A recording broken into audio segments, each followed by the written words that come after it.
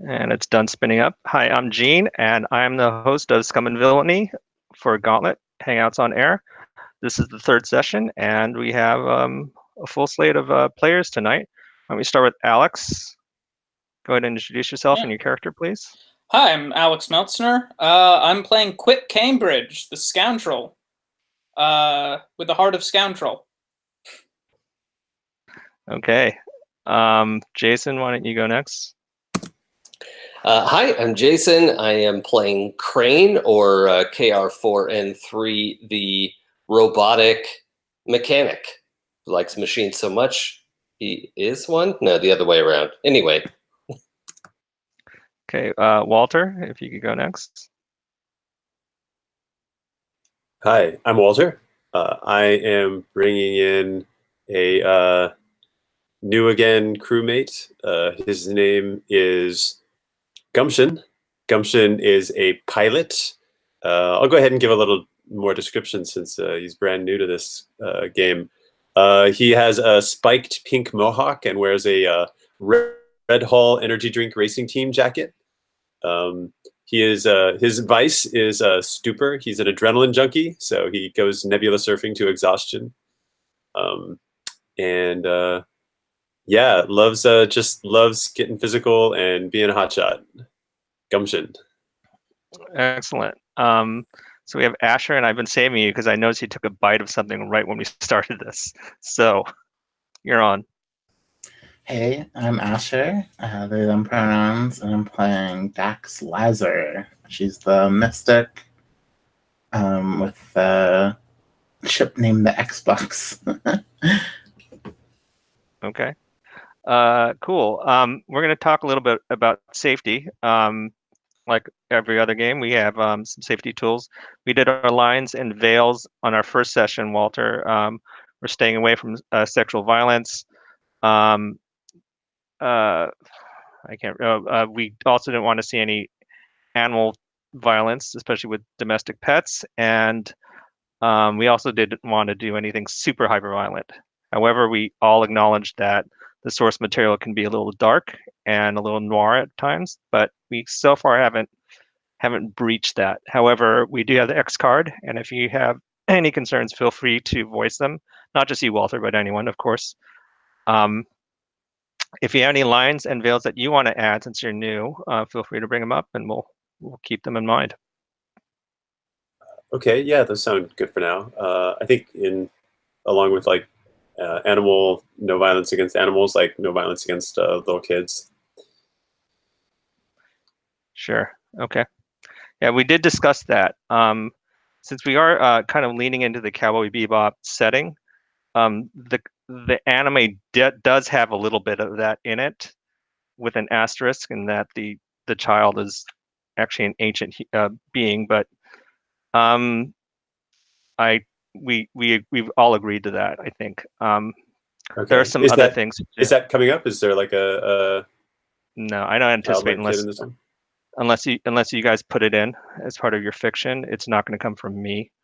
So I don't think it's going to be an issue, but we did talk about it. So I just wanted to make sure that you understood that we talked about more than that, what's on our lines and veils here. I think the other thing we talked about was like drug use, because there's a ton of it in Cowboy Bebop. But it is a noir setting. So and also gender roles and stuff like that. There's a bunch. It's definitely there's definitely some pieces you have to be concerned about, but we've been so far very mindful of them. All right. So what happened last week is that the crew, Quip, Dax, and Crane, were experiencing fallout from their previous caper, which was to bring in a bounty hunter who had not finished his job.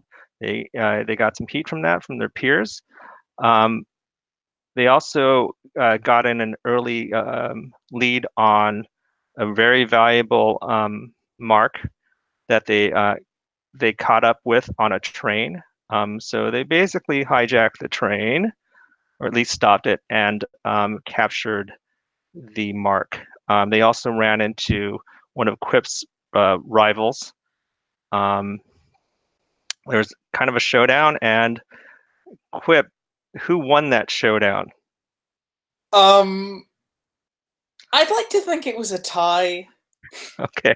We both got our ships blown up. I mean, but in terms of who came out unscathed, more unscathed, probably Batro won. Since Okay.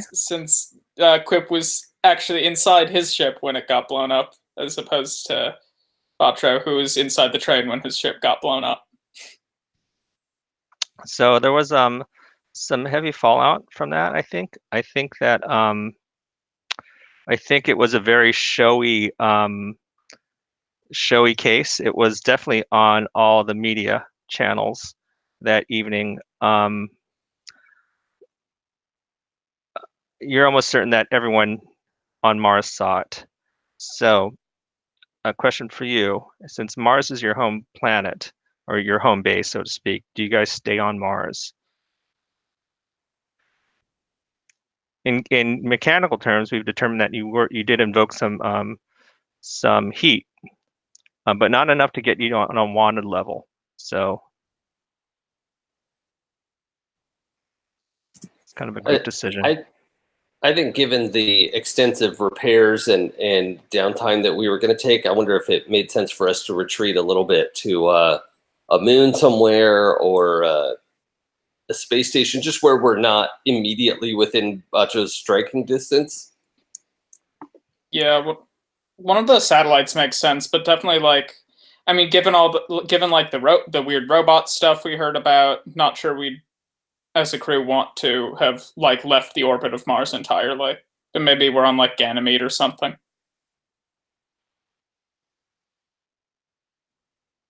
What do you Gumption is now your pilot, and Gumption would be the person who would take you off world. So what does Gumption think about this? You weren't on that mission, so this heat is kind of unearned for you. The crew took the heat, but you definitely were not on that mission.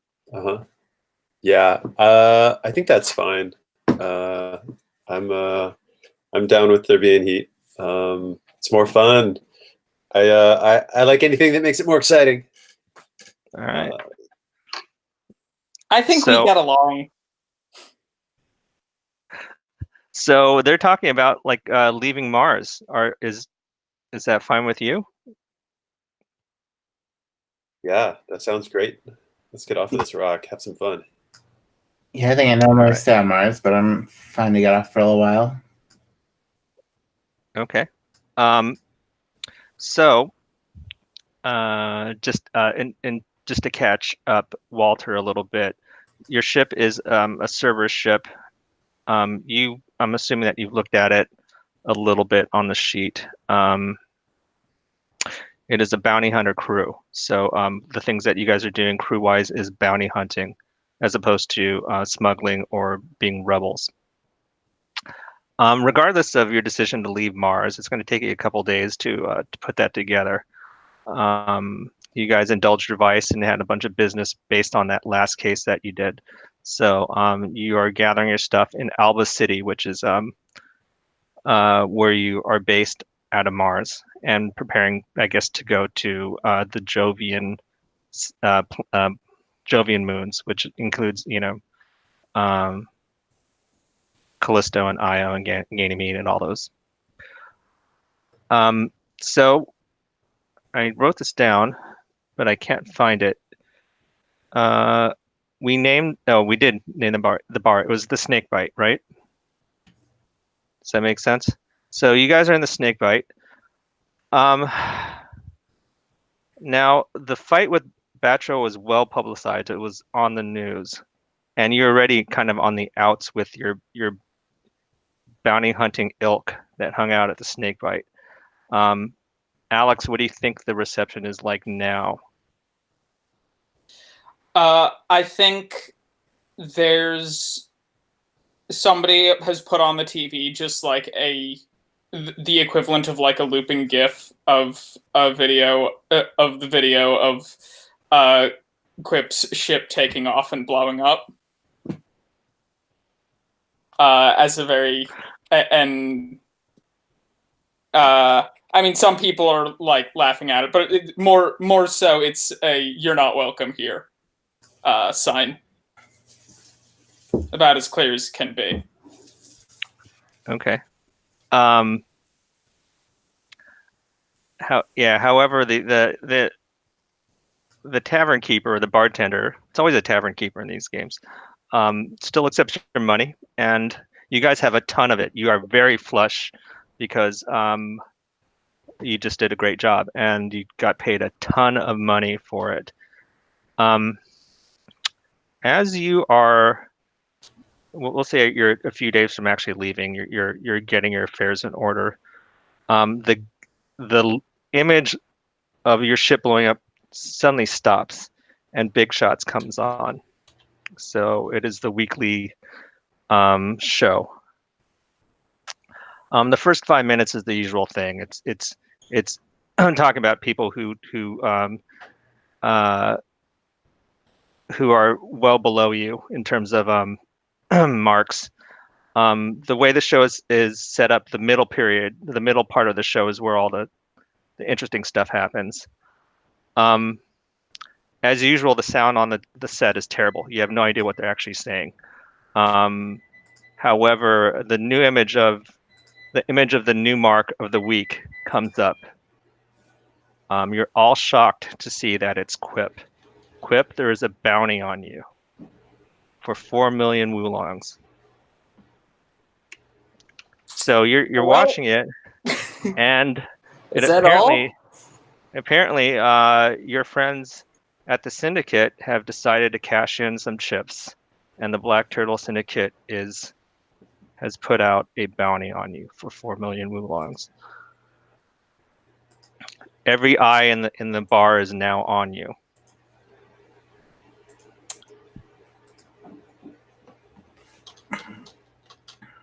Hey, you'll be all right. Nobody would go after another bounty hunter. It's like, this like brotherhood thing.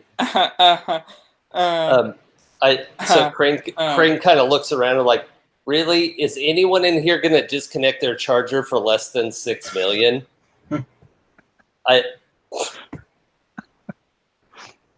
Well, there are 4 of you, and you have a pretty good rep right now. Well, when I say good, I mean that you just came off a great job, and anyone messing with you right now would really be asking for it. But this is something you could, I don't know how you do know that someone eventually is going to pick up that bounty, or at least try for it. But everyone here is just kind of watching you. Some people are surprised. Some people are kind of nodding. A few might be surreptitiously, talking amongst themselves. I have a background question, Alex, real quick. How much is this like a small time syndicate? Is this something we would know about you? Like, how much would we know about the syndicate? Like, how powerful they are and all that? I think the Black Turtle Syndicate is like, it's not very well known, but those who do know about them fear them. I am not sure that Quip would have like revealed to you all that like he was that he was in their debt. Just because like it seems like that could, compromise the whole bounty hunting thing a bit. So I would say it's like whether you know about them is sort of up to the character's individual knowledge. I would say they're not like a huge name, but they sort of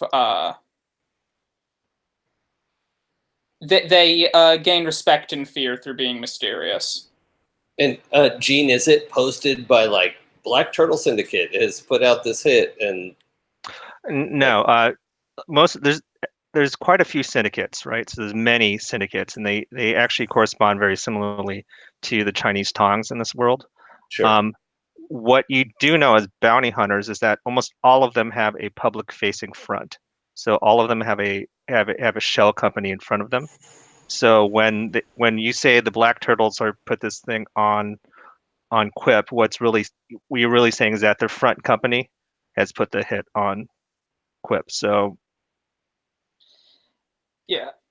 I just want to know, are you explaining any of this right now to Crane, or is this, or what you're talking about, just something that all four of you know?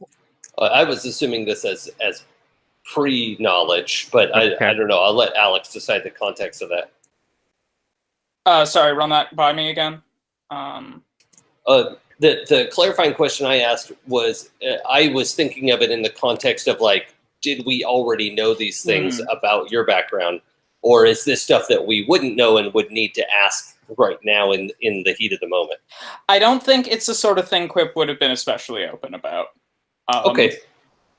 So maybe you can RP a little bit how we're learning this, because I think that well, it's up to you. Suddenly, this whole thing about Quip is putting the whole crew under some scrutiny. So Quip is sorry. No, go ahead. Okay. Quip is going to save the day by loudly pointing at the TV and loudly saying, "That's not me," and then goes back to his drink. okay. All four of your communicators start blowing up immediately. So people are messaging you and calling you. I'm sorry, a train is passing nearby, so I'm not sure if you can hear it. Yeah, a little bit. I just assumed it was part of the Roll20 background noise. Yeah, exactly.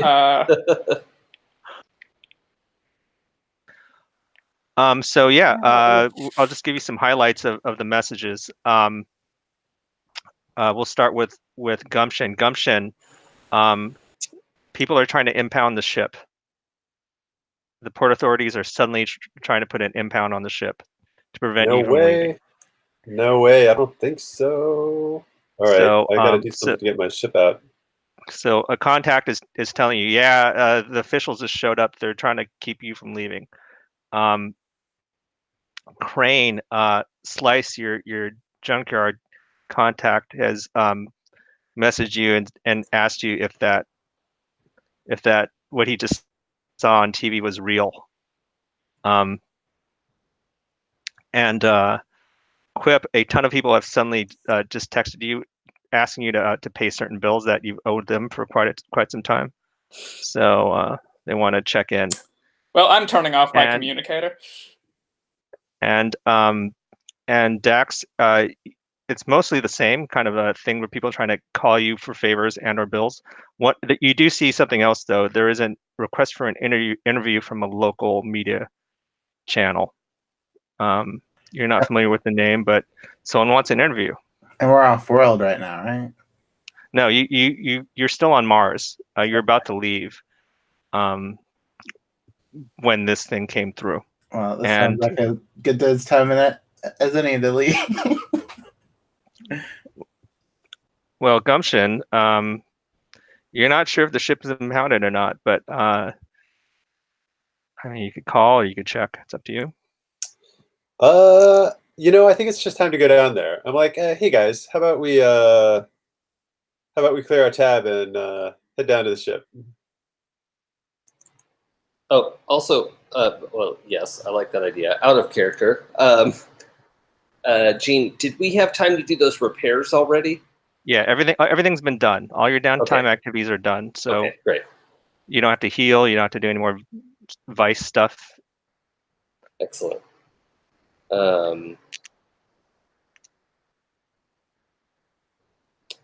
Okay.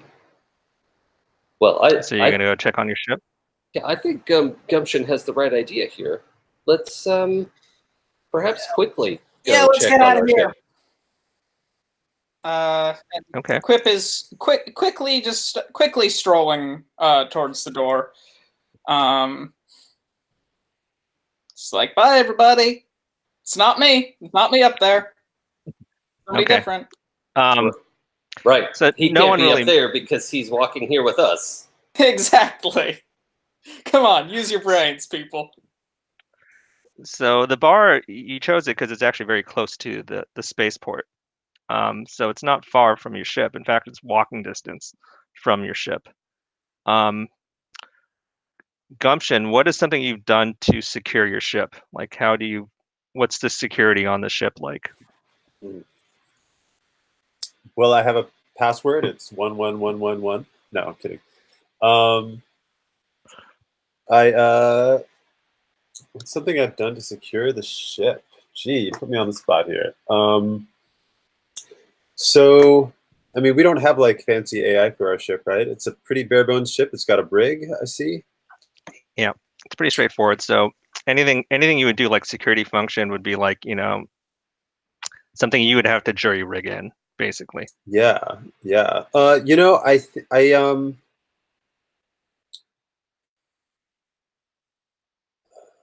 Well, well, I maybe think Crane I has think done it's something too.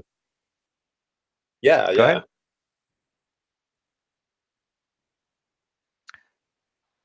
What do you think, Crane? Do you think you've done any additional security other than having keys? I think the only thing I was thinking of was having a remote, like a ring cam, like just a entry and maybe monitoring that I can hook into.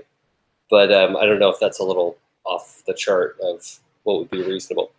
No, sure, why not? You are a pretty good mechanic, and why not? You have a droid, right? So it's kind of something Yeah. like that, I imagine. So you guys are heading over the ship. Asher, what is something that Dax feels is wrong about this trip to the ship? Something's off. Something's off about the ship. Um,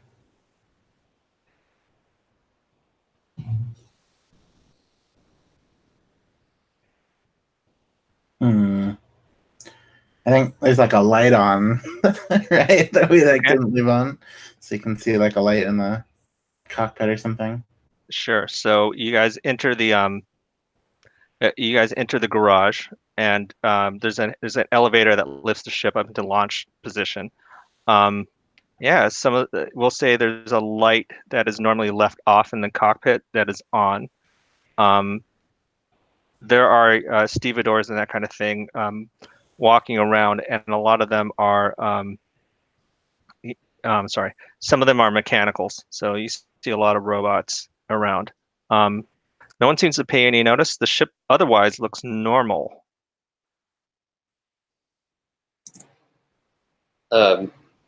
Well, shall we initiate the launch procedure? I can Yeah. talk to the dock workers here. Yeah, Mars sucks. Let's get out of here. By any chance, Gumption, did you leave the background lighting on in the cockpit? I did not. I prefer to fly in the dark where I can use my intuition and I just feel where the controls are. I definitely did not leave the lighting on. That is terrifying on two separate levels. Perhaps we should use caution going in. Yeah. I'll tell you what. Look where caution has gotten us. How about I go ahead inside and fire it up and make sure everything looks okay in the cockpit, and maybe you can spread out around here and make sure everything looks all right on the outside. Maybe see if there's anything suspicious before you get on board, and then as soon as you do, we'll head out of here. And I'll arrange to have the elevator start lifting us up too. Okay. Sure. So there's a bunch of actions there. We're eventually going to get to an engagement roll, but we're going to kind of do what's in the game called free adventuring. So I am going to ask you for some rolls. It's up to you whether you want to use stress or not, because it's not really a stress type situation. But once or if it does get to be that kind of situation, we would move into an engagement role and sort out whether the situation is risky or desperate or anything else. So for now, though, if you wanted to do like if you wanted to hack something, Crane, we can do that roll. If you want to do a study, or if you wanted to do an attune Asher, we can do those rolls. So you guys tell me what you think your actions are. I was gonna suggest the possibility of a rig, as like I don't actually want to ask the local robots to do it. I just want to go around and like, flip all the, like put everything into place myself without asking permission. Okay. Just do all the like pre-launch, physical settings that have to be in place. Sure. Why don't you give me a rig roll? And if you wanted to add bonus dice, that's fine. I don't recommend you do it because we're not quite in an engagement. Sure. So I'll roll what I got here. yeah, Is this? Oh, do I have to pick risky or? it would be controlled because Sure. Oh, I see. Cool. there's no risk. And standard Yes. and no bonus dice. Okay, I got a 4. Okay, so you go through and you find that there's definitely been some changes in the routine. The certain pressure valves and that kind of thing have been flipped. You're starting to get a bigger picture there. You think that someone let themselves on board while you weren't here. Huh. I would like to. I know we didn't do anything with equipment. I was hoping to trigger my communicator Let's say you have it. to warn everyone. Yeah, is that okay? Sure. What about the rest of you? Gumption, you could just board the ship if you wanted to, or you guys have a bunch of different powers or abilities. Yeah, that's my plan. I'm just going to board the ship, and I figure I can just kind of like try and evaluate how safe the ship is to fly at this stage. Okay. To me, that sounds like a pilot role. And if I'm not sure if you ever used a sheet before, but to make the roll, you would just click pilot on the right-hand side. It'll ask you what kind of disposition it is. Right now, you're controlled because you have plenty of time and there's no stress, and the effect is normal or standard when it prompts you. Then it'll ask you for bonus dice, 0 at this point. Okay, so you make 6 is a great roll. It's a pure success. Yeah, the ship is flight worthy. All the important things that you did before you went to the bar to hang out with your friends are still there. The flight path is still there. The clearance is still there. You do see some messages from the tower saying that the port authorities want to have a word with you before you leave. So you're to call them once you get in. Okay. Yeah, that sounds like a good idea. So yeah, I think I'm gonna time my call to them so that the engines are fired up and we're kind of on our way out, so that I can ask them what they want as we're leaving their airspace. Okay. So you do the pre-flight, you warm up the engines, get the power plant working, that kind of stuff. Yeah. Okay. Quip it and Dax, what do you guys do? So Quip's only focus right now is getting on the ship to open a channel to talk to his friend Rin, Mm-hmm. who I imagine as like having some sort of connection to the Black Turtles, and basically asking him what the hell is going on. Okay. We can do that right now. So, well, before we do that, Asher, are you boarding as well? Well, Dax noticed the light on, so I think she'll do that attune to see if she can notice like any weird Okay. energy or whatever that's been here since we. Sure. Why don't you make the attune roll? Again, it's controlled and a standard risk, standard position, and no additional dice.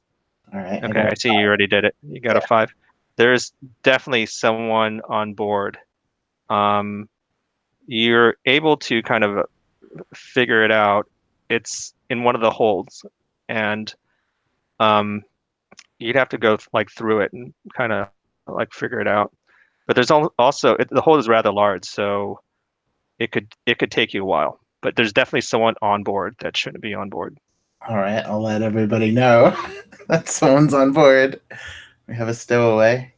Yeah, I don't think that's a problem, right? All we have to do is transfer them to the brig. We can do that in the air. All right. Quip, are you going to call Rin now that you're in your quarters? Yeah. And I know I said here, I think the character roster is a little dude heavy. I think Rin is a woman. Okay. So I'm calling her. And just I want to know what the hell's going on. I was under the impression that the Black Turtles and I had a somewhat stable relationship. Rin is shocked to hear that you're calling, and immediately she says, "Let me call you right back. Your line's traceable." Great, awesome. Okay, so you hang up, and for the longest time, she doesn't call back. In fact, long enough where you're thinking she might not call back, and if you're going to help Dax look through the hold, you and Crane could do that right now, or you can wait around for her to call. No, I'll let them take care of it. Okay. Crane, there's something definitely amiss. All the checklists, all the stuff that you normally take care of, something has changed. Someone has arranged to do some mechanical work on the ship, and that's how you think they got in. Okay. Does it look like stuff I need to fix before we take off, or just to be aware of? Just to be aware of. Gumption just, you hear the power plant turn on. Gumption has turned on the engine. If Gumption hasn't noticed anything, he hasn't told you. So. Okay, but Dax has told us there's somebody on the ship. Mm-hmm. Right. That shouldn't be there. And Gumption just said, "Well, we'll take care of it in air." So. That's true. It is just one person apparently. So. Okay, so if I've done everything I need for pre-flight, I'm gonna just head on in, and on the communicator be asking, okay, Dax, so do you know where this person is? Can we track them down? What do we know? I know they're in the cargo area, but that's pretty big. We store a lot of things in there. True. Is that where our zip crafts live, out of character? Sure. Oh, okay. So it's a really big space. Okay. Yeah. With many compartments too, so it's not just like one huge hold. There's right. Folding bulkheads. You can reconfigure the hold if you need to. Okay. Well, it seems to me that we need gumption to fly the ship, but perhaps the three of us could investigate the hold. I know, Dax, you seem to have a knack for finding people who don't want to be found.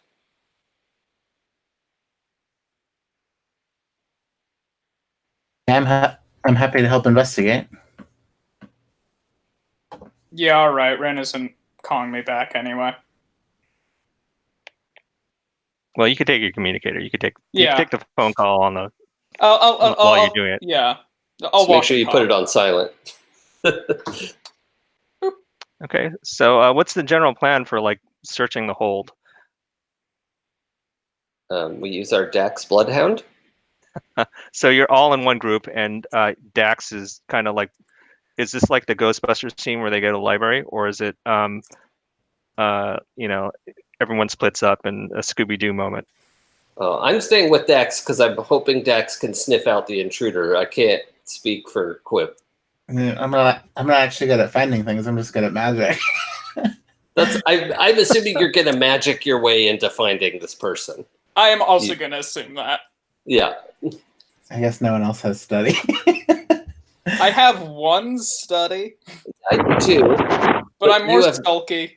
And you have magic. That's true. Yeah.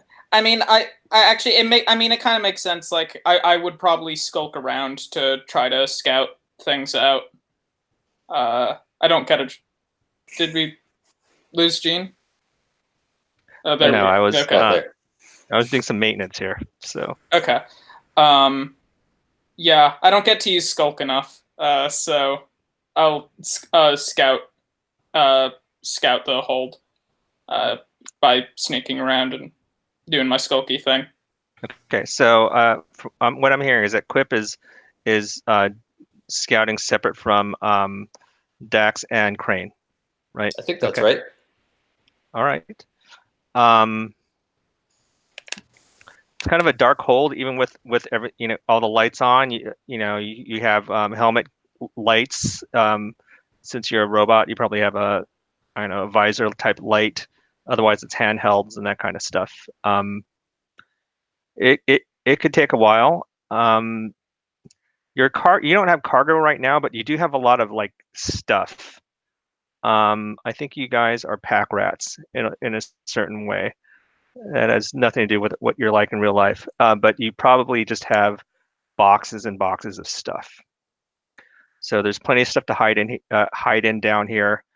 The stowaway could be anywhere. I'd like to. Gumption. Oh, sorry. Go ahead. No, go ahead. I wanted to deploy my drone because it doesn't count against my items. Sure. And I think we established it was a little hover guy. So just wanted to have that sort of covering us, so it's like up above where Dax and I are, to keep watch on us and look for anything that might be coming. So Gumption, the Port Authority has noticed that your ship has turned on its power plant and is preparing to leave, and they're doing this all via message because you didn't pick up the phone. So they left another message for you, saying that they're sending over some officials right now to make sure that you have acknowledged certain restrictions that have been placed on the ship. Okay, cool. So how far am I from actually being able to take off right now? You can take off right now if you wanted to. Okay, yeah. So I go ahead and take off, and as I'm lifting off, I respond to the message and say, "That's great. I totally want to talk to you about all the details, and yeah, let's hash this out." I respond in text as I'm flying up away into the sky. Okay. You don't get any response for a moment, and then you see two interceptors lifting off on the horizon.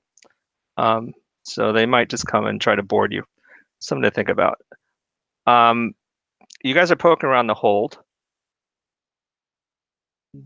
Dax, why don't you roll another tune for me, please? Same situation. It's still controlled. Can I aid with the lookout? Yes. Yeah. So Okay, give him cool. another die. Give yourself another die, Asher, when you make the roll. Excellent. So you got a 6. You think you've located the stowaway. You find a crate that has been shifted, and you see that it's been shifted recently, so it's very close. The stowaway is most likely in one of the remaining crates, and there's only like 4 of them. What do you guys do to investigate the crates? And also, do you tell Quip or Gumption? Oh, you feel the ship's moving. You've taken off. The power plant's whining. The ship's anti-gravity is taken over. So you have that weird thing where you lose your feet get rubbery for a moment, and then you're a droid, so that doesn't apply to you. But you are definitely moving, rising up from the planet. Messes with my stabilizers. So, Asher and Jason, what's your process for checking one of the remaining 4? I have kinetic magic, so I think I just lift them up and see if anything screams. Okay. That works. And I like double tap the communicator as a I'm assuming we have a hey, look out sort of silent code. So hopefully Quip will get that. Yeah. And Gumption will know what's going down. Pick up on that. I'll skulk over there. Okay. Gumption, the 2 they're called revenue cutters, are approaching your ship. They're generally faster than you, so normally this would be like a kind of a no-brainer. They should be able just to catch you, unless you do something to prevent that from even happening. Yeah, So that's what I have in you mind. tell me what that looks like. What's your method for getting free? Well, let's see. So are we like we're probably going to be in the like atmosphere and exiting for a while. So like I imagine, and then like we use jump gates. Is that what's going on here? What are we doing for like that kind of travel? Or is Yeah. there So that kind of interstellar stuff? to get to the Jovian satellites, so those are the moons of Jupiter, you're Okay. going to have to use a gate, and there's a gate that will take you there almost instantaneously. So it's obviously not in atmosphere. You have to get away from orbit from Mars and reach that gate. So it's kind of a race to get there. Or you can try to lose the cutters well before that. There's plenty of Mars below you to Yeah, that's what I'm lose them thinking. in. Yeah, exactly. It sounds like if we just try and race them, they're gonna catch us. But I'm a better pilot than they are, so Oh, I'm just gonna like look for a way to lose them. There's probably some like vapor clouds that I can go through. There's gonna be some terrain. Maybe there's a canyon nearby. I like me some canyons. okay. Um, so let's kind of make a choice here. You can either go up into the atmosphere and try to lose them in the atmosphere, or you can head towards the deck and lose them in the terrain. Uh-huh. So you tell me what you like. I mean, it sounds better to lose them in the atmosphere because I want to get off this planet as soon as we can. Okay. So I'm going to ask you to make a pilot roll. And again, this is controlled. We're not doing anything really risky at this point. So you've not done an engagement roll yet. Okay. All right, I will do that now.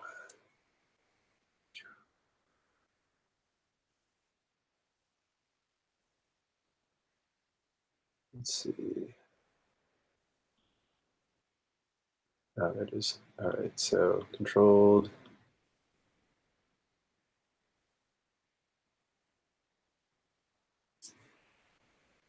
Okay. So 4 is a success. So you lose them. You reach a cloud bank, and just watching their movements, they lost track of you as you reach that formation. However, you know that as soon as you leave that cloud bank, they're going to pick up on you again. So you'll have to come up with another plan once you leave that cloud bank. But for now, they don't see you. We're going to go to back to the group in the hold. Quip, you've shown up. Crane and Dax are in the hold, already lifting some boxes. You've eliminated 3 of the 4 boxes, and you have only 1 left. Rin takes this moment to call you. I'm okay. I'm gonna duck around the corner and take this call. Okay. There's only 1 box left. They're trapped, basically. Do you wait for him to come back before you lift the box? No? Okay, you lift the box and you find the stowaway. The stowaway is a mechanical. It's a robot. It looks like a domestic type. Crane, you know this type quite well. This is the exact same type that was in that zip craft that burnt out in session 1. Okay. So she is modeled as a female, and her model looks to be, like basically a teenager. You know that they make these models to do maid work and like that kind of thing. And she looks scared. She doesn't say anything, but she kind of shields herself, expected to be blown up at that moment. Dax, hold on. And I'm gonna like walk slowly up to her. It's okay. We can talk. I need to know why you're here and how you managed to get in. So Rin says, "Okay, this is a secured channel." Quip. All right. You have to come clean. They know you have the droid. They know that you have the robot. What? Who? What? Who? Crane? What do they want? No, not that one. The Black Turtles. They know that you did a double cross with Ajax a few months ago. They know that you kept the robot. I You don't. turned What? Ajax in, and you kept his robot. What robot?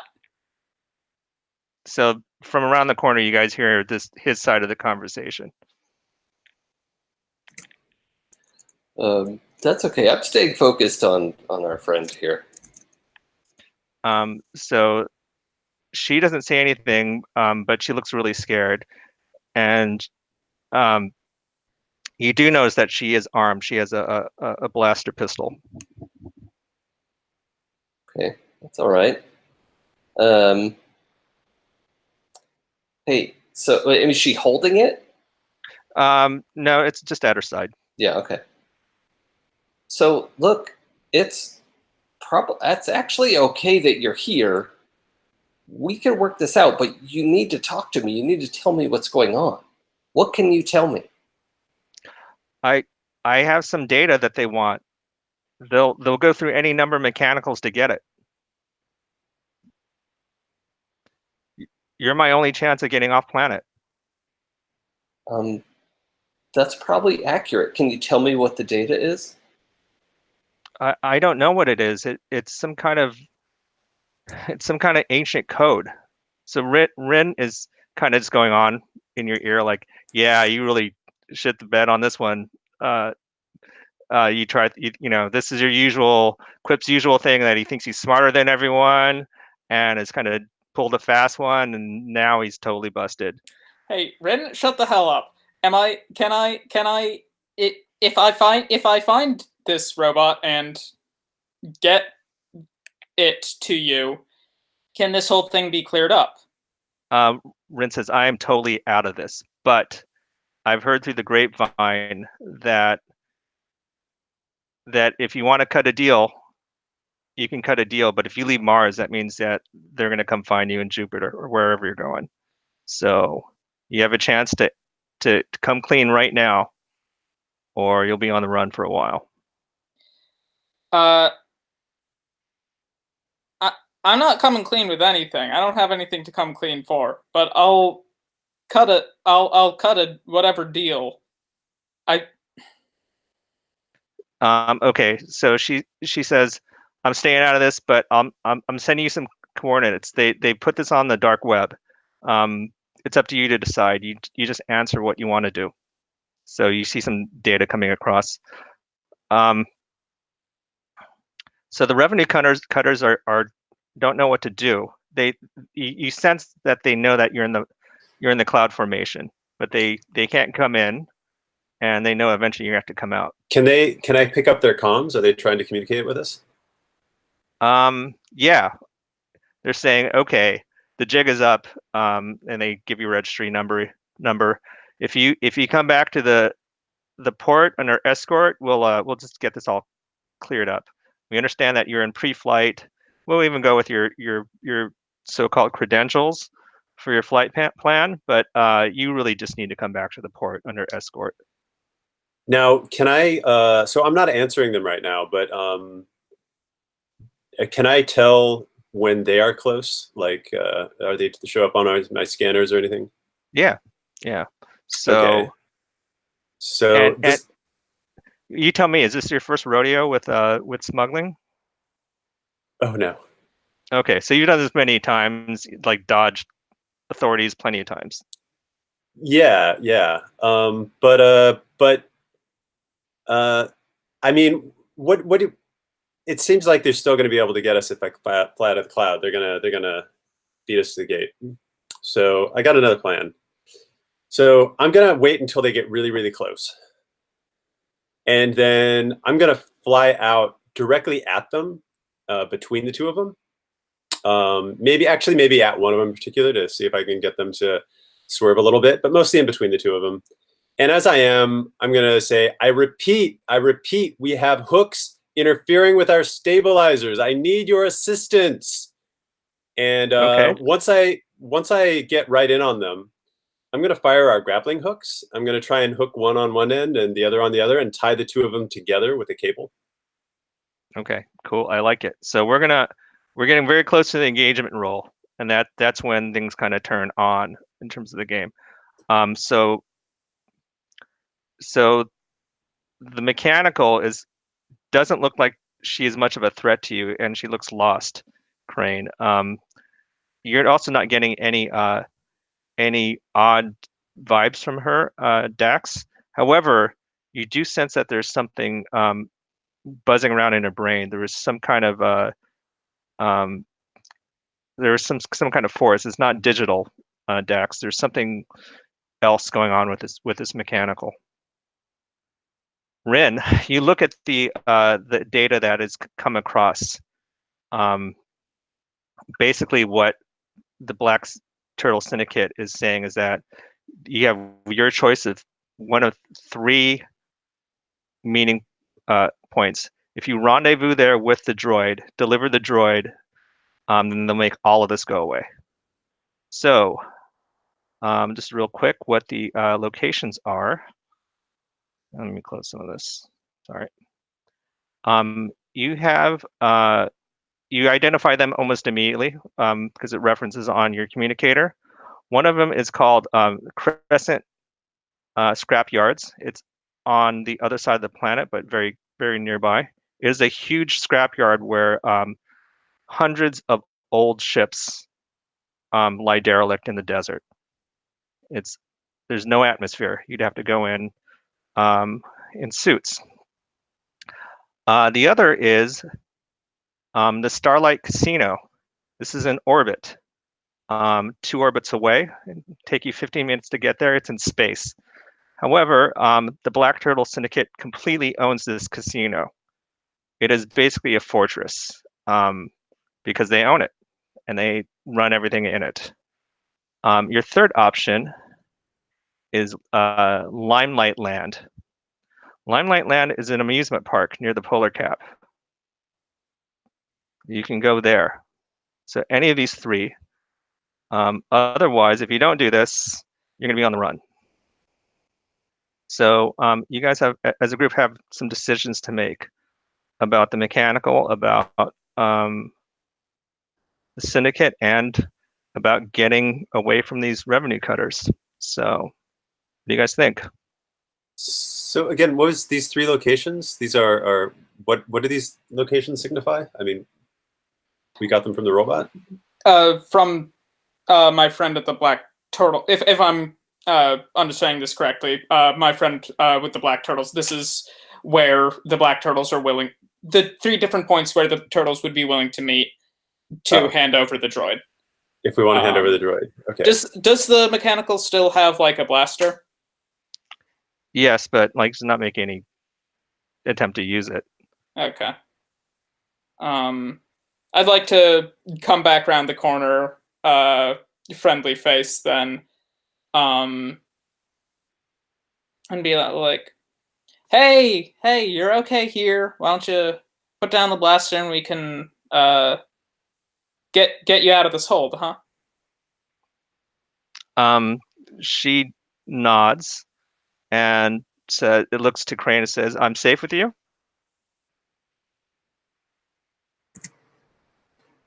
You are safe with me. I want to see if we can get whatever they stored in you out so that you'll be safe on your own as well, and you don't have to stay with us if you don't want to. So she nods. Asher, Dax can sense that something is not quite right. Like either the robot is not telling the complete truth, or the thing in her head is something. It's not just a program; it's something else. So something is not quite right about this scenario. However, you also don't sense any duplicity. All right, I think I want to try to search her then, like see if there's anything besides this blaster on her person. Okay. That is actually more of a mechanical thing. But you can try to use a tune, I think. and do it. So basically, what I do want to do before we do any of this, because Walter had the escape move lined up, and I think we need to do that. Basically, though, I think you need to decide like this might be like narrative-wise. This is a kind of weird place to make a snap decision about whether to meet with the Black Turtles or make a run for it or whatever. But it'll characterize what we do. So, what do Yeah, you that guys makes think? sense. Do you guys want to make a run for it? Or do you want to meet with the Black Turtles? You're not going to get any more information to make a better choice, unfortunately. Yeah, I'm open to meeting with them, but I'm only willing to hand over the information, not the mechanical. Quip is putting on a nice face, but he fully intends to hand over the mechanical to the Black Turtle's first chance he gets. He's spent years trying to make them not pissed off at him, so he's not about to jeopardize that any more than it's already jeopardized. Also, I can't decide between Crescent Scrapyards and Limelight Land. They both sound so good. I really want to go to an amusement park, so I think that's what I'm thinking about. That sounds like fun, but I think the Scrapyards is the most defensible, like, safest place for us to go. Except it's atmosphereless, right? So if our spacesuit gets breached or something, we're dead. Well, that's fine for Crane. No, we established I have delicate instruments that require atmospheric pressure. So yes, we did. I think that Gumption needs to make a roll. So we're gonna say that you can add stress to this, and that we're now into a risky position as opposed to controlled. You can spend stress to add more dice if you'd like, or you could stay with the 2 that you have. But I understand your plan. Okay. You're gonna burst out of the clouds. You're gonna make the statement. You're gonna try to hook the cutter as you go through. Yeah. So Okay. So I have a special ability called Keen Eye. When you have sharp eyes and notice small details many might overlook, gain +1 die when firing ship guns or making trick shots. Okay, I think that applies. Let's see. And otherwise, this would be a helm roll, I assume. Yes. Okay. And then... well, you can also you can also say that it's actually a scrap roll. So whatever you prefer, to be honest. All right. I mean, same number of dice for me. Okay. So it's how you place it narratively then. If it's the same number of dice. I mean, I'm thinking it's a helm. I'm thinking it's a trick shot, right? Like, I'm not trying to damage them. I mean, there's certainly they might end up crashing because of this, but my idea is I will, like, hopefully I'll tie the 2 of them together with this grappling hook, and then it basically, in order to not crash, the 2 of them can't maneuver very well or fly very fast, and then we can just go wherever we want at a leisure because they'll be tied up, literally. Yeah, like so. In terms of gambits, you start off with 2. Quip's special ability gives you another 1, so you have 3 gambits. I thought we started off with 1, and you know what? We'll give you 3. You're gonna need them. So, so you could use the gambit. Up to you. Or you could roll with 3. That's fine. So the way it would work is you would click helm or scrap, and then the position would be risky, and then the effect would be standard. And when it asks you for bonus dice, you would add 1 if you wanted to do that way. If you wanted to add stress to yourself, if you push yourself, you take 2 stress and you give yourself another die. That would give you 4. Okay. The stakes seem pretty low still, so I'm just going to use these 3 dice and save the stress. Okay. I got a 6. All right. So that's great. That gives you another gambit, number 1. So you guys are up to 4. So yeah, you give them that cryptic message as you burst out. You snare one of them on the way in, and you manage to kind of hog-tie the other one at the same time with that cable. The revenue cutters kind of spin around. They thrust against each other. One of them goes into the clouds, and the other one tries to pull away. You hear a massive, like, I'm not going to call it an explosion, but definitely like a engine failure. In orbit, what will happen is that that at least one of them is disabled. They're probably both not in any condition to pursue you. The real question is, do you hang around, or where do you go?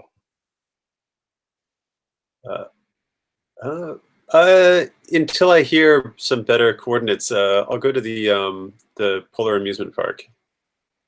Okay, so you hightail it out of there basically, and then Quip hasn't actually told you anything about where you could go. Oh, But okay, you can yeah, all take, right. I guess I just get some distance then. Maybe I'm probably going up to Atmo then. Okay. Until I hear otherwise. Okay, so you did such an excellent maneuver that you probably disappeared from the control tower radar track as well. So the control tower lost you at the same time as you ditched the two cutters. Okay, so decision time. Are you going to face the black turtles, or are you going to run to Jupiter? I'm I'm saying face the I'm saying meet the black turtles. I would over any objections also, like I mean that is Quip's what is Quip is determined to do. Asher, Jason? I am more than open to meeting with the turtles to square this debt because I care about you, Quip, and I don't want you to have to be on the run forever. But there's only part of this that we can hand over. This is a person, and I believe I can extract what they want without harming her. We hand over people all the time, Crane. She hasn't done anything wrong. Just think of it as another bounty. I will not. Well, we'll work it out on the way there. How about that? Let me finish the extraction, and there won't be anything to work out. I just meant we'll head there.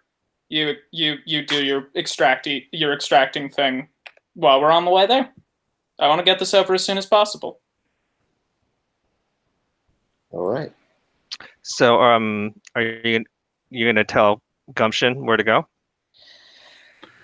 Yeah, although I mean out of character, I want to know whether people I'm not really feeling the casino, but I want to know whether people would prefer the airless desert scrapyard or the amusement park.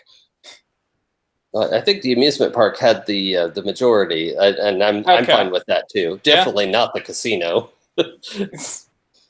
I'm down with either the scrapyard or the amusement park. All right. Yeah, I'll send Gumption the coordinates for Limelight Land. Did you say it was called? Yes. Nice. All right, we're on our way. Okay. We are going to take There a aren't break. going to be giant animatronic animals, are there? You'll see. So we're going to take a break.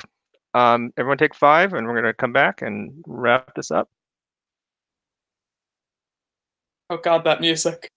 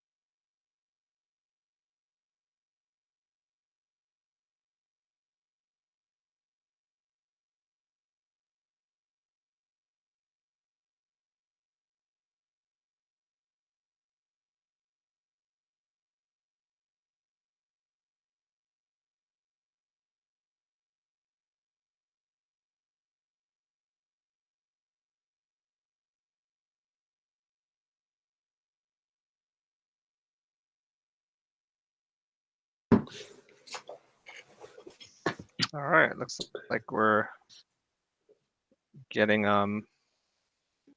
everyone back. One thing we should start thinking about is we're going to do an engagement roll. So when we do this engagement roll, we have to decide what the basic approach is going to be, and this is on page 148 in terms of what your options are. You can do this again. It's assault, deception, infiltration, mystic, social, or transport. So we'll go over with Jason and Ash when they get back, but something to start thinking about now.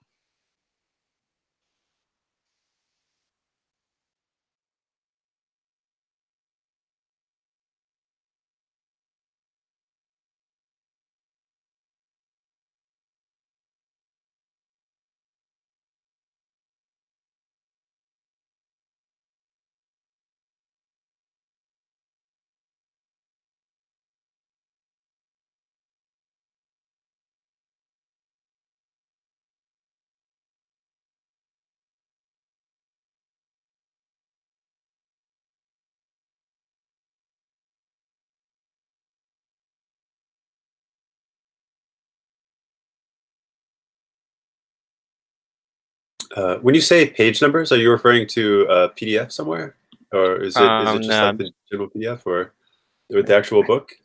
Okay. I have what's called hard copy. It's like a tweet but with paper. Okay. Yeah, I have like different page numbers because I have one page 138 is like the Fire Drake. I said stats. 148. Oh, 148. Okay. Yeah. There it is. Okay, got it. Yeah, I bought the book myself, but I didn't get the PDF for it. I need to find that, or I guess just buy the PDF itself. If you send a note to Sean on drive-through, he'll hook you up. Oh, cool. Yeah, that makes sense. Or just run into Sean. You guys are in the same area, right? That's true. That's true. Actually, last year at Kubla Khan, I ran into him. Yes. So Jason, we were talking about the engagement role, and like what the approaches you're going to take. Are you going to do this assault like the division, or are you going to do deception or infiltration? I think last time you guys tried deception, right? I think so. I'm just looking at the engagement section here. So 148 is the page. Yeah, last time we deceived the train into thinking it needed to stop. Dumb train. It worked. You stopped the train, so. I have to do a crime. So this is the engagement role for going to the amusement park? Yeah. So we'll kind of go over what happens. Ideally, what happens is you just kind of describe the general approach, how you're going to do it, and then you make the roll, and we go straight to the most important part of that engagement. So, but I know you want to do some things before you get there, but I wanted to make sure that you guys are thinking about this before we have to call for that roll. Cool, thank you. Yeah, I mean, so I mean, I guess, is this engagement for like the process of getting to the amusement park, or for actually like being at the amusement park and dealing with the black turtles? It's gonna get you all the way up to meeting with the black turtles. Okay. So what is the risk? I mean, I thought the black turtles just wanted to meet us. Well, that's another good point. You may not need to do anything other than make this a social engagement. See where it says a social. If you just want to like go there and try to do diplomacy or whatever, that's fine. It would be a social. It could also be a transport. If Quip is saying, I'm turning that droid over or that robot over, then no matter what, it is a transport. Well, I think the implied risk is that the people we're going to go talk to put out a 4 million Wulong bounty rather than just calling Quip, and I think that is on the back of my mind. This was all just a big misunderstanding, you guys. Yeah, I'll explain what happened to them, and everybody will laugh, and everything will be fine.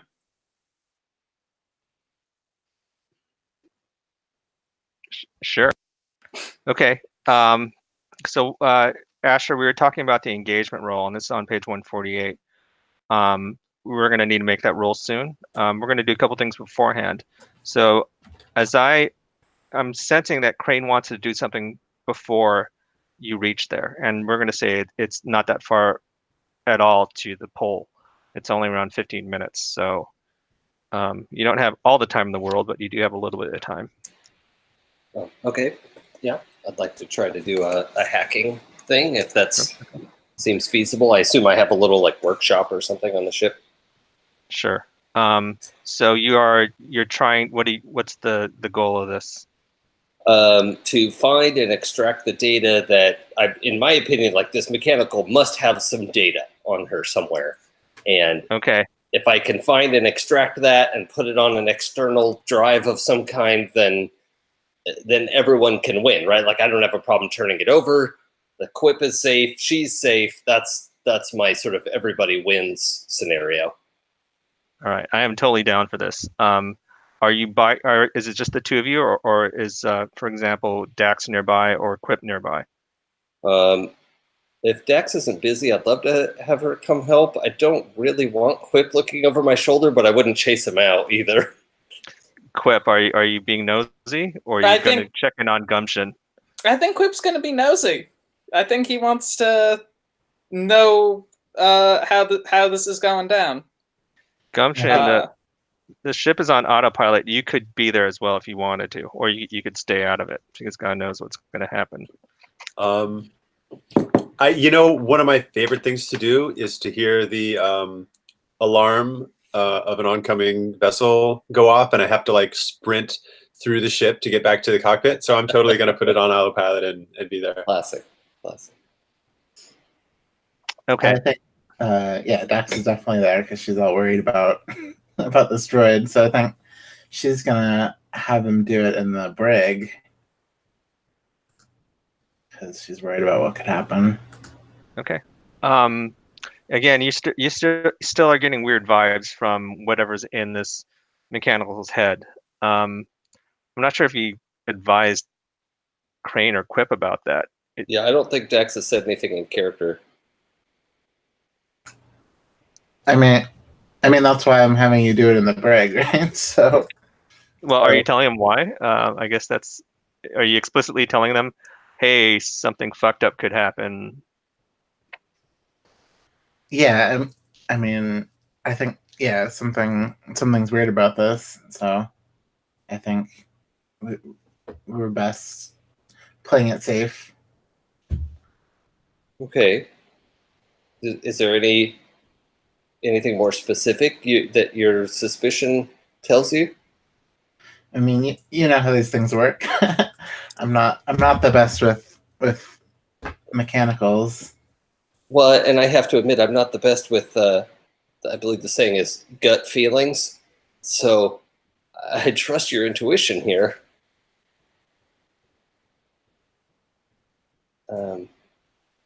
Well, what is your name, friend? Iris. Iris. And it's actually IR-I5. Yeah, IR-15. So if you'd like to join me, I'll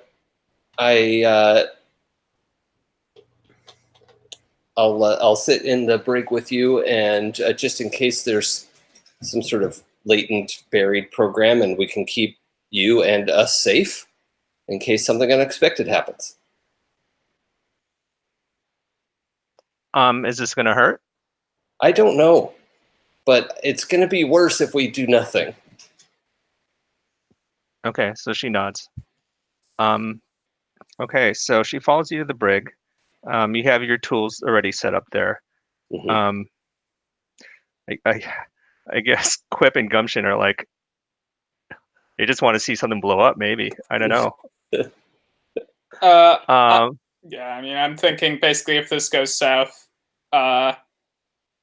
I just want to make sure there's something to hand over. We still have something to hand over to the Black Turtles, whether Okay. that's the robot or the thing inside the robot. Asher, is Dax helping in any way? This will give you a die roll, an extra die if you do.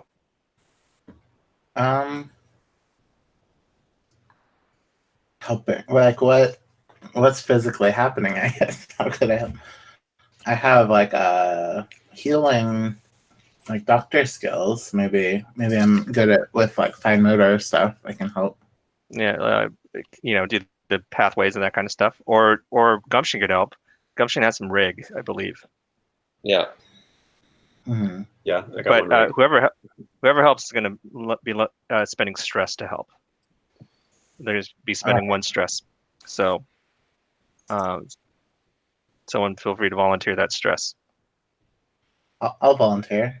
Okay. Okay. So, Burnus, Since I only had one stress last time. So we have Okay. to hold these 3 maintenance pins in place to have administrative access, root access to the hardware in question. Okay.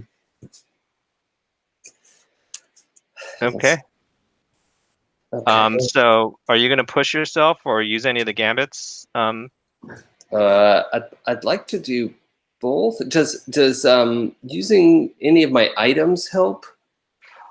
It would only help. Using an item would help the overall effect, as opposed to give you more dice. So what would happen is on a success, if you have, for example, your repair tools or your hacking tools, or I'm sorry, your Yeah. fine hacking rig, it'll give you 1 magnitude better of Okay. success. So Yeah. it doesn't give you So- more dice; it gives you better results.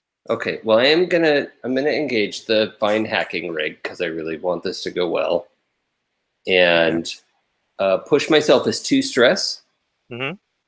Okay, we're gonna do that, and So you're at 4 dice.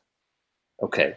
I doubt anyone's gonna want me to use a gambit for this, so You have 4 gambits. I have a question Oh. that maybe is relevant. So I have like a bunch of stuff listed as potential items. I don't know how many I get to choose, but it says I have options. I have a small, a fine small Urbot and a fine mechanics kit. Would that small Urbot be useful for anything? How small is Only- this Urbot? It's basically a small drone, and the mechanic has something very similar. Okay. These things would come into play if you were making the roll, but Crane is going to make the roll. Actually, what he's going to do is pretty much what you would have done if you were in his position. So he's calling these various things to give himself more dice. So you're almost at the max. The real question is whether you want to spend one of the 4 gambits or not. That will give you 5 dice. okay. So I would like to spend one, but I totally understand if anyone says please don't do that, I'm not going to be mad about it. I say go for it. Yeah, my ability is to use a gambit to avoid stress, so this is a way better use of it than Gambits are made to be used. Yeah. Okay. Okay. Now there is something different about this though. It is a desperate roll, so it's not risky. If something goes bad, it's going to be bad. That's fine. So are you cool with that? Yes, I understand. Otherwise, we could talk devil's bargain. But you can either push yourself or take the devil's bargain, not both. But if you're fine with it just being desperate, that's cool. You have 5 dice. I'll take the desperate with 5 dice. I think the 2 of us are like locked in the brig, and Dax is sort of helping through the bars, like holding things in place that I need her to help stabilize. And does that make sense? Yes. Okay. Do you even want to hear the devil's bargain? No. Okay. All right. I would be too tempted. and remember when you roll a desperate roll, you mark an XP in that attribute's action. Oh, cool. Yeah. So,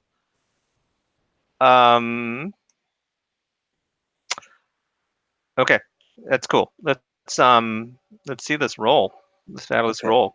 So I'm going into hack. Again, I'm going desperate, and I think I have +3 dice. Yeah, and normal effect for now. But I the know that effect you're is using the standard. fine hacking rig.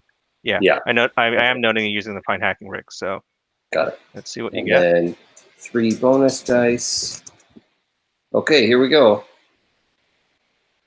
Oh, All right. oh, geez, sorry everybody. No, don't bark. That was Sorry. good timing. Hope I didn't blow anyone's ears out. One second. I need to tell her.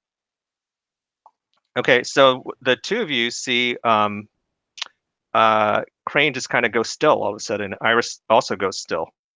The autopilot alarm goes off. Gumption, you are nearing Limelight Land, and you know by now that the ship is moving to go to a automatic berthing location near the park. So the ship is already moving its thrusters. Okay, I run back to the cockpit to keep an eye on things. Okay. We'll do a little bit of that. You get back to the cockpit. You notice that there's a bunch of warning lights, automated warning lights from Limelight Land. Apparently, it's closed for repairs, and it won't be open for another 3 months. Okay, cool.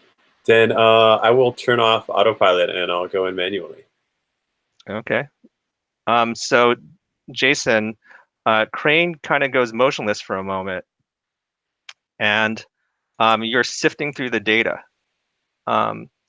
It's really odd data. It's not like a program. It's not something that it's not like a bunch of code.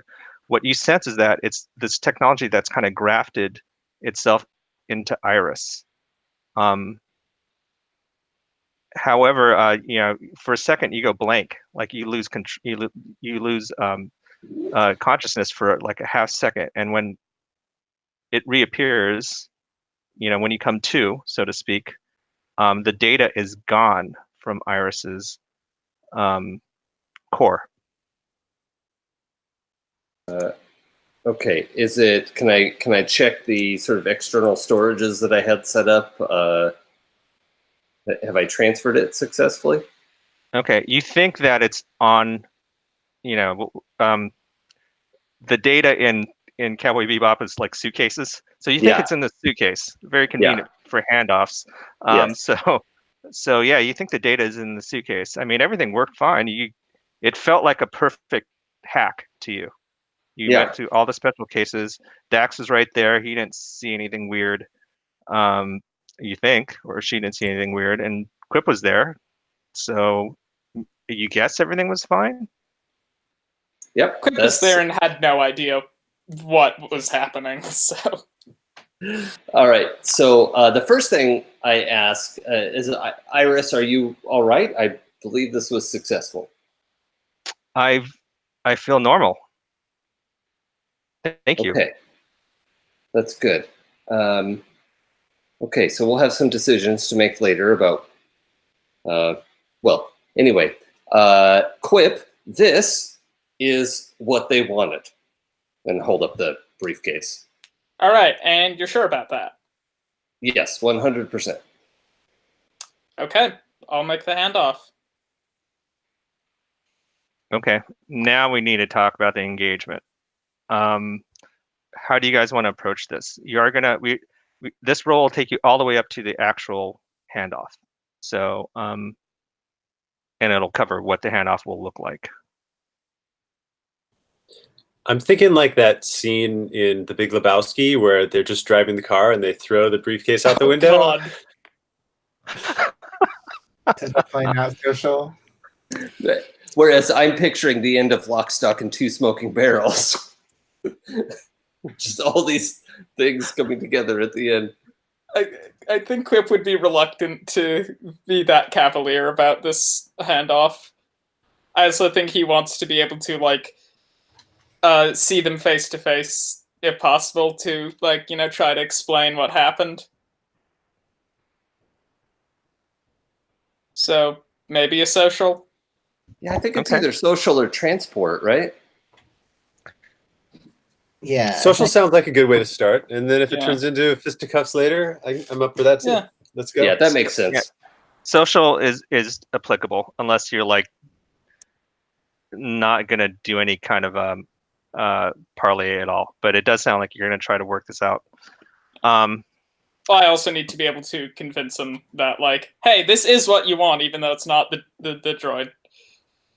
Okay, cool. I like it. Before we do that, remember in this engagement, you're able to do flashbacks in this game, and I welcome you to do that. So start thinking, like, if things go pear-shaped, that you can use flashbacks to get them unpear-shaped. So that is one thing that we definitely want to do. Okay, so we're going to make this roll. Is this operation particularly bold or daring? I think it's pretty bold. It is a social thing, but you are going to do a handoff, so it's a pretty bold operation. So I'll give you another die for that. Is it overly complex or daring? I don't think so, not at this point.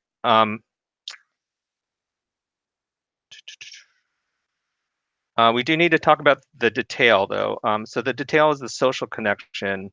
When you choose a plan, provide the key detail, like the point of attack, social connection, etc. I think you already kind of talked about your point of contention is that the suitcase has what they really want, right? Yeah. Okay. That is going to take them. That's going to be a leap for them to take. So I will actually give you a minus die on that one because they want the robot, not a suitcase.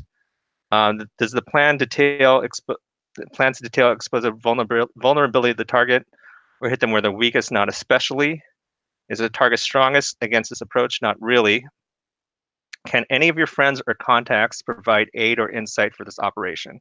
So feel free to look on your sheets and on your crew sheet or your ship sheet, and if you can think of a way that your contact could help. Does contact include my rival, who might be interested in being supportive? No. Yeah. If your Okay. rival can interfere, then you lose a die. Yeah, that makes sense. I don't think he would interfere, but I just had to try that one. Okay. What about? Maybe it's worth mentioning my. Oh, were you gonna pick No, someone? go ahead. Maybe it's worth mentioning my contact is Yatu, a gang boss. Oh, cool. So maybe Yatu has pulled some strings on this one. Possibly, yeah. I don't know how his gang relates to the Black Turtles. We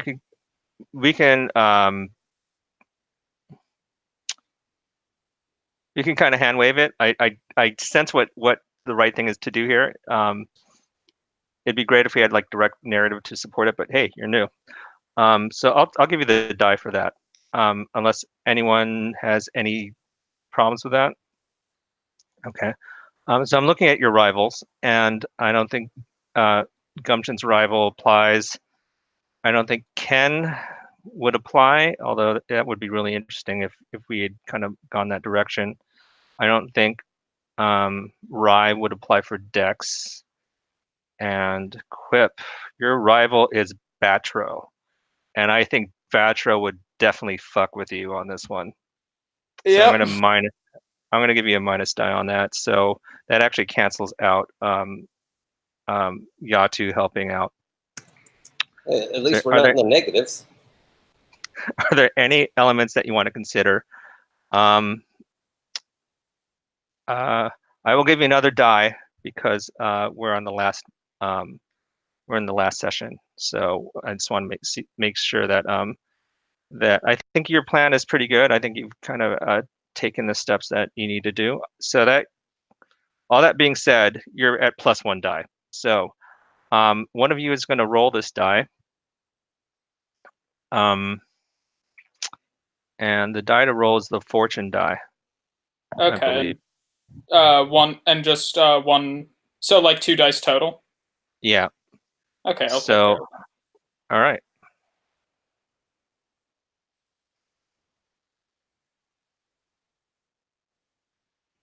Okay, so a 4 gives a mixed result. You're in a risky position when the action starts. Okay, so but we did get doubles, so that seems worth noting. Yeah, double risky. Yeah, if you get double 6, it's a crit, but I don't think anything else does anything. Yeah. You're going to meet near the Ferris wheel. When you approach the Ferris wheel, well, let's do some more background here. You land, Gumption. There are no other ships that you can see in the garages. So if they're here, they're on some other part of the they parked somewhere else. Surely there are some other garages as part of Limelight Land. All the lights are on. So despite the fact that you have received all these automated warnings saying the park is closed, folks, go to Wally World or whatever, the lights are on, and you see the attractions moving in the distance. There is a people mover that will take you straight to the attractions. We're going to say that all 4 of you go, unless you really don't want to be part of this. That's fine. We could do some flashbacks to do some maneuvering if we really had to, but I think for narrative sake, we'll take everyone with us. The people mover takes you to the front gate. The front gate has been flung open. It's one of those things where it's a turnstile / scanner when there's people here, but are we taking the other robot with us? I was going to ask about that too. I would like to not bring Iris, but I'm not the only one who gets to decide that.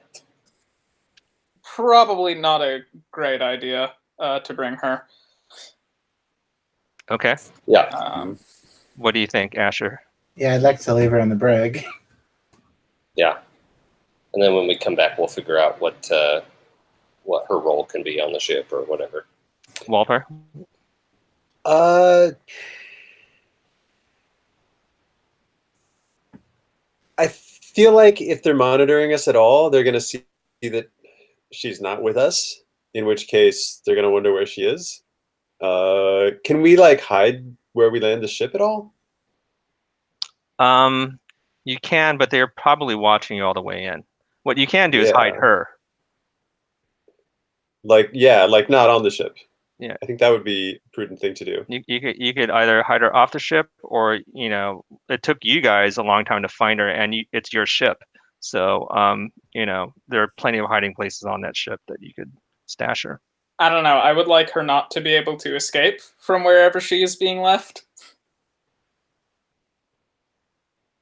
in case we do need to hand her over. Well, then I'm just thinking, do we want to leave her locked in the ship and then us go far from our own ship?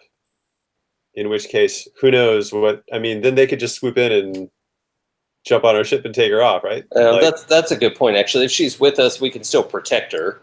And I don't know. That is a good point. Okay. Let's make a decision. I think either way it has risks, pluses and minuses, and we're just gonna have to live with them. What would you do? I guess I would ask Iris what she wants to do. The classic RP question: what would you do if it were you? She says. Sorry. She says that she is scared. Yeah. This is scary. Do we have any use for Iris right now? Maybe we should just let Iris go somewhere else and then come back. No. At this point, Iris is dead weight. Well, these are also her enemies, right? We don't want to lead her into these people who injected her with this information, right? We don't know that that's what the turtles did. Well, wow, you really are a company man. Yeah. Wow. So yeah. I think it's safer just to have her on the ship. I think that's the best for us and her. Crane, why don't you just make the decision? And I think we'd be fine with it. Whatever you chose for Iris. Yeah, I think we want to hide her on the ship in something, some sort of container that's real hard to scan through, and they maybe won't realize that she's there. Okay. And then we're going to bring on a hover cart a big crate that is large enough to have Iris in it, but definitely does not. It just has some mechanical spare parts in it. Do we really want to double down on the like deception thing? Yeah, because this might turn into a deception thing and not a social thing. That does not. I don't like the optics of that. If they are expecting us to bring them a mechanical, and we're not bringing one, why are they even going to come talk to us? I have a briefcase. Okay. Okay. So I'm gonna stow Iris somewhere and let her know that I have to seal it up, and she's not going to be able to get out for a little while, and it's for her protection, and then we're going to be back in an hour or so and be able to let her out. She says, "What if you don't come back?" I'll put a timer on the crate.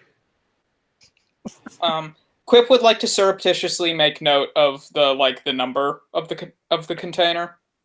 Sure. Quip covers his bases. Gumption, before we head off, is the ship ready to go? Are you keeping the power plant warm? You know what? Don't answer that. We'll flashback it if you need to. Yeah. Yeah, I think in this situation, I'm always ready for a speedy getaway.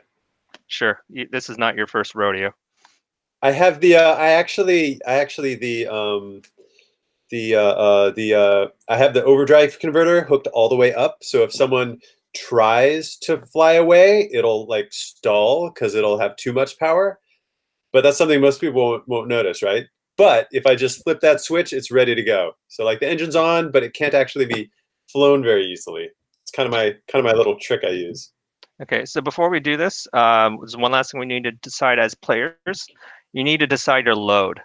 So Walter, it's been a little while for you. So basically you choose light, normal, or heavy. You use equipment based on as needed. So if for example, you wanted that blaster pistol, you have a load of 5, you just mark it when you need it. You have 4 left. If you have an item that's in italics, that means you get that for free. So for Quip, for example, his personal memento and his mystic ammunition he gets for free, regardless of what his load is. So everyone decide what their load is. And I'm looking at your sheets. So you're going heavy, Quip. And the downside of a load is we move slower or something? Yes. So and my hacking rig counts as used, right? Yes. Yeah. I'm going to stick with normal. Okay. What about Gumption and Dex? I'm going light. I did normal. All right, so Quip is going heavy because Quip is expecting some things to happen. He just wants to be safe. I mean, well, that's good because for a theme park. This is also Quip's mess, so that makes sense. No. Actually, is it if there's 2 boxes with a line, does that mean it costs a minimum of 2 to have that item? Yes. Okay. So if you want, if the scoundrel wants the medikit, he has to spend 2. All right, then maybe I'll go medium or normal rather. Okay. Yeah. All right. So so we already made the engagement roll. You rolled 4s. So that leaves you in a risky position. You the meeting point is at the Ferris wheel. The Ferris wheel is kind of stylized in a large clock. So you notice that when you arrive there, there's a light, there's a pointer that counts as a clock hand. It's marked at midnight by the time you arrive, and you enter the there's a plaza that leads up to that attraction. Waiting for you at the plaza are 3 figures. One of them is a person you know only as Jax. Quip. You've never seen this person in the flesh. You've only seen them in images. You may have spoken to them, but you're not sure. Jax is approximately 60. Kind of on the shorter side. You are taller by a couple of inches at least. But he's wearing a very stylish dark suit and dark glasses. Your sense of his role is that he's some kind of capo in the Black Turtle Syndicate. He's very high up. The person to his right is a very tall figure. You don't know them from Adam. He's huge, he's bulky, he's most likely the muscle. He's also wearing a very nice dark suit, but you also notice, all four of you, that he has some significant bulges where holsters should be. So this guy is packing. The person to Jax's left is a woman. She is wearing a lab coat, and she has some device in her hand. Crane, you know what that is. That is a robot immobilizer. And what you've seen these used before. It's designed to take off the head of a mechanical, willing or not. Okay. So you have your loads. The four of you approach, and you're at a respectable distance. We'll say, loud voice distance, but not much closer. You're staring at each other across the plaza. Jax says, "Where's the robot?" Quip is going to hold up the suitcase. What you want is in here. Can we come closer to talk? Hands up. He's, not armed. He's wearing his fine. I've already spent a load on the fine coat. It's a very nice coat. We're disappointed in you, Quip. We thought you were a good player, acting in good faith. I am acting in good faith. That's why I'd like to come talk things out. All right, come forward. I'll meet you in the middle. All right, I do that. All right, so Jax comes closer. Any of you guys want to do anything? I'm just gonna walk with Quip if that's, or are they going up solo? Is that what's supposed to happen? You guys could walk up with them. If you go as a group, they're going to come as a group. So it's kind of like. Can we Sounds good as a group. Okay, Asher, you're going to say something?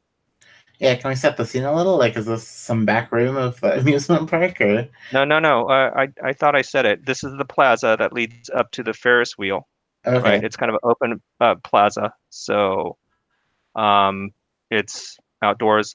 Again, all of these kind of places on Mars are atmosphered because they're domes. So this is really a large domed theme park. So it has regular atmosphere, even has fake night-day cycles and fake weather.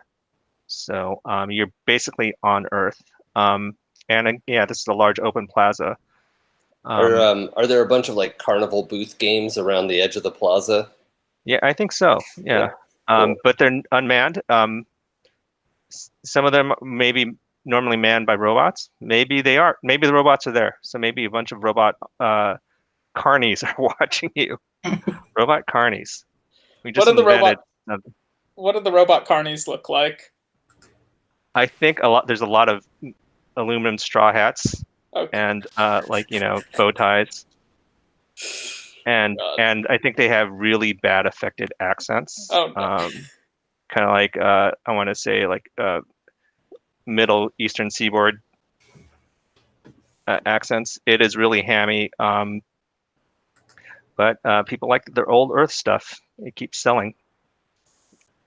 Okay, so the four of you approach, and up close. Jax is a little nervous. He says, "Okay, so you're saying you took out the data from the robot?" Crane can speak to that more than I can, but yeah. Also, I want to be clear that so yes, we did have the robot. Funny misunderstanding that. She was stowing away. Didn't take her on purpose. Want to be really clear on that. All right, I want to see a sway roll from Quip. Yeah, let's. Okay, I have 2 sway. I'll push myself and take a gambit. Okay, If that'll leave that's you with 2 gambits.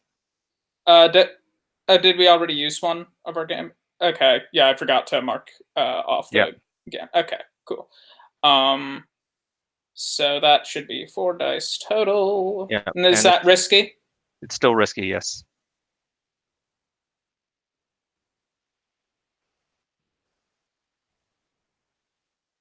Damn it, no 6s, but mixed success at least.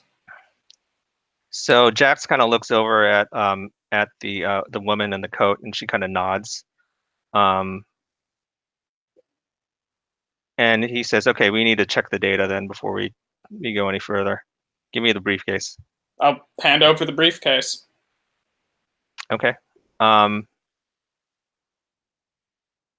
So he takes the briefcase, puts it in front of the woman. The woman kind of attaches a cable to it and starts looking at it at the device with a portable computer, a hand computer. This is taking a while,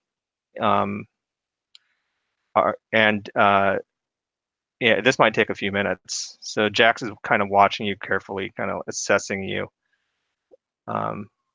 He kind of looks over at Crane and says, "You hang out with other robots." Well, I hang out with lots of people. Do you? Can't trust them. Better just to wipe them. Oh, I see. I understand. Do any of you other guys do anything? There are multiple things you could do. You could always study, or you could use the tunes or whatever, if you feel like doing anything. Otherwise, we'll keep going. I'm probably keeping an eye out for like whatever vessel they came in on. Can I see any sign of their ship? Or you said no, there's like no sign? Or do I see something from here? There's no sign, but you can look around. I mean, it's your God-given right to use your keen eye. Mhm. So you could do a study if you want. You don't have any skill in it, in which case you roll 2 dice and you take the lowest of the 2 die. Okay. So if you want to do that, it is a little it's a little tricky. It could There's some risk involved, presumably. absolutely. Yeah, There's some risk I'll just involved. hold tight. I was wondering if I was like gonna like study someone's ship in particular, if I could like use Helm for that. But if there's like nothing, no like ship particularly to look at, then I won't bother. No, there isn't. But Yeah. Go ahead, Asher. I'll use a tune. Try to just sense for unseen danger. I was just reading what all the things do, so that's one of them. Okay. That sounds like a good thing to do right now. Okay. Do you push yourself, or it'd be kind of difficult for someone to assist you because you're kind of doing the Mexican standoff thing, the Lebowski standoff. So I don't think anyone can assist you, but if you wanted to push yourself, you certainly can. If you want to use a gambit, you can. You have 2 left. I think I'll wait and just do a normal. Okay. Okay, so you just roll 2, and the position is risky, and effect is standard, and there's no additional dice. I got Oh wow! So you get another gambit, so you're back to 3. Yeah, there's all kinds of things going on here. We're going to throw a bone to Walter here. Walter, you're looking around and you notice that Dax's eyes look up at the Ferris wheel suddenly, and you both spot the sniper in the Ferris wheel.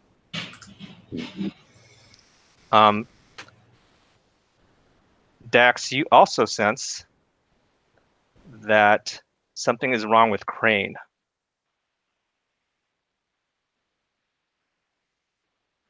The data has replicated itself inside Crane. So that weird thing that you sensed in Iris is actually in Crane at this point. That's not good. So the woman kind of looks over and looks puzzled and kind of shakes her head. And Jax kind of narrows his eyes. But she says, "It looks like it's all here." Jax kind of looks over at Quip and says, "Is this all of it? Are you holding back on me?" I don't.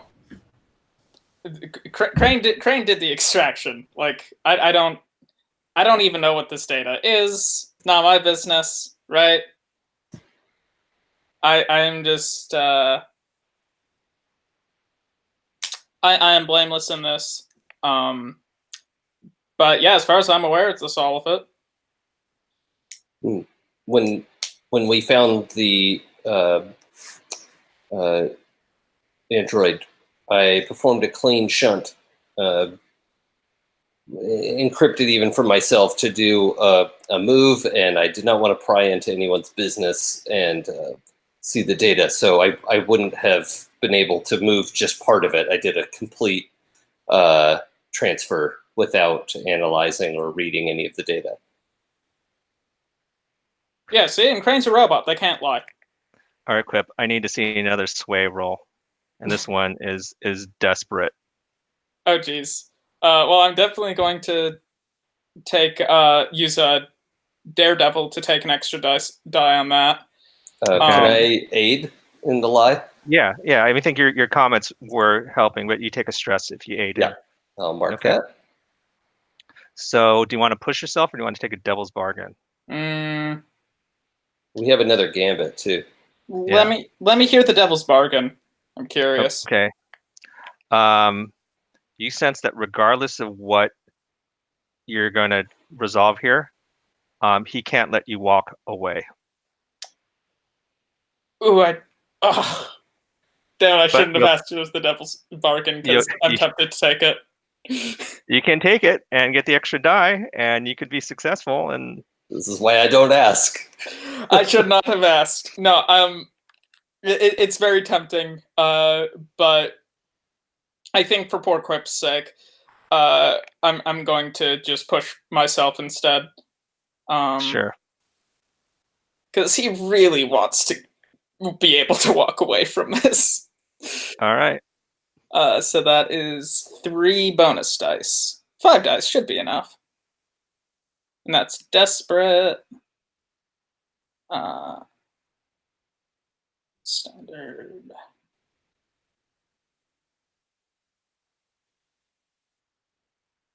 Oh yeah, critical.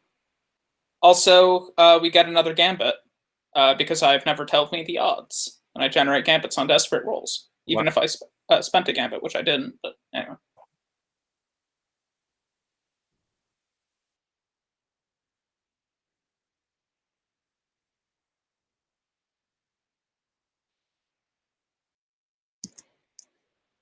Did Gene freeze up?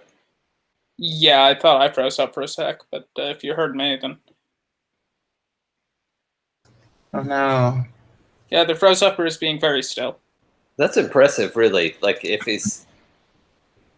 Yeah, when's the guy gonna blink? I mean, keep it going if you can, Gene. Like, that is really impressive. Commit to the bit. This is so tense and exciting. I'm really loving this. Is that a crack of a smile on Gene's face, I see? No, never mind. I was imagining it. In case you were wondering, my dog can open the blinds. And then she just creeps on the neighborhood. That's very good. And tells everybody what she thinks of them. What's her name? That's hilarious. That's Janet. Nice. That's a good Damn dog it, Janet. Yes, exactly. Most of the time, like, she knows she's not supposed to bark, and she just makes these, like, just telling people what she thinks. But if somebody goes, I don't know, looks particularly suspicious, I don't know, she can't hold it in.